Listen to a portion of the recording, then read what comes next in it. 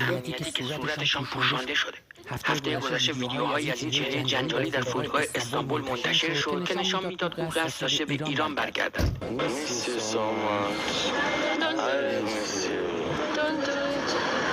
اما آنطور که دوشنبه خبرگزاری تصنیم وابسته به سپاه پاسداران نوشت، با پاسپورت پاک شده بی‌اعتبار، اتفاقی که باعث شد نتواند سوار هواپیما شود.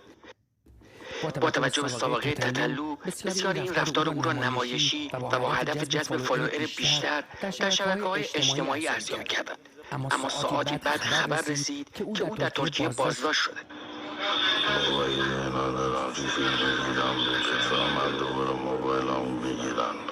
در یک روایت با شکایت کنسولگری ایران و در روایت دیگر به دلیل درگیری با ماموران ترک. اما صبح چهارشنبه خبر استرداد او به ایران منتشر شد. 2 هفته پیش خبرگزاری ایلاس ترکیه خبر داده بود که پلیس این کشور تحقیق درباره حواشی محل اقامت تتلو در ترکیه را آغاز کرده. او در یوتیوب این خبر را تایید کرد. اتفاقی که در پی انتشار ویدیوهایی از رفتارهای نامتعارف و بعضا خلاف قانون او با دختران نوجوان هوادارش رخ داد. در خانه‌ای که منتقدانش در شبکه‌های اجتماعی آن را خانه وحشت نامید. و سحر قریشی، بازیگر سابق سینمای ایران که مدتی با او رابطه‌ای عاشقانه داشت، در چند ویدیو ادعاهایی درباره تتلو مطرح کرد. میگفت به من سجده کن، من خدام، همه به من سجده میکنن، باید به من بگی سلطان. استرداد او به ایران نقطه عطفی در زندگی این چهره است که نامش با جنجال پیوند خورده.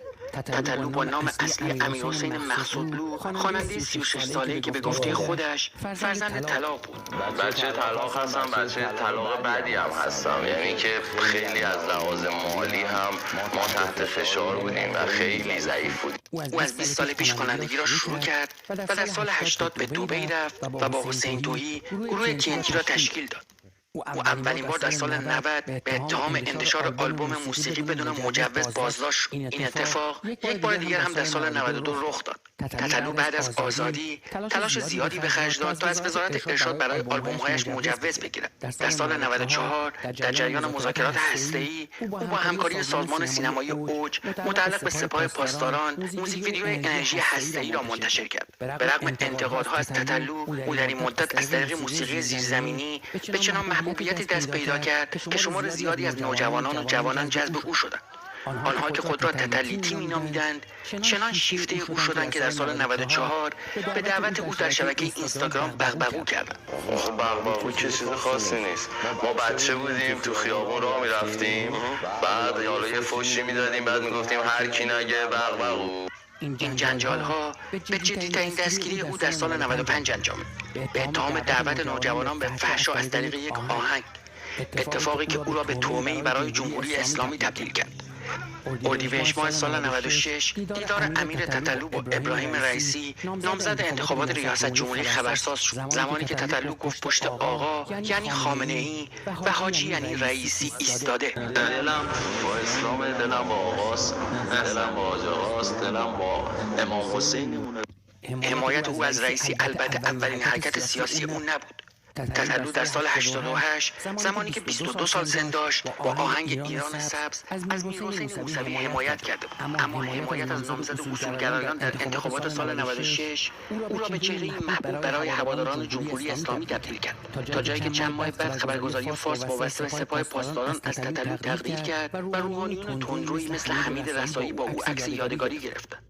اما این همه ابراز ارادت به جمهوری اسلامی باعث نشد به او مجوز بدن. تتلو سال 97 به ترکیه رفت و به رفتارهای حاشیه سازش ادامه داد. یک بار از تتلیتی ها خواست نماز بخوانند، بار دیگر از حجاب اجباری دفاع کرد. مواضع زن ستیزانه تتلو انتقادات زیادی برانگیخت.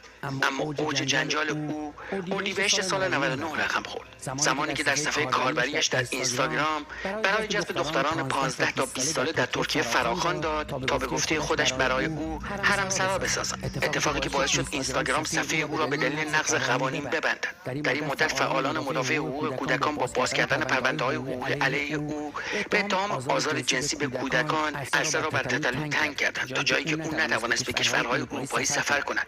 حالا او به جمهوری اسلامی تحویل داده شده، حکومتی که خود ید طولایی در نقض حقوق بشر دارد. تتلو اگرچه زمانی در چاله‌ای افتاد که جمهوری اسلامی برای او کنده بود، اما با دست خودش در چنان جایی افتاد که حالا کمتر کسی برای سقوطش به جهنم جمهوری اسلامی با او همدردی می‌کند.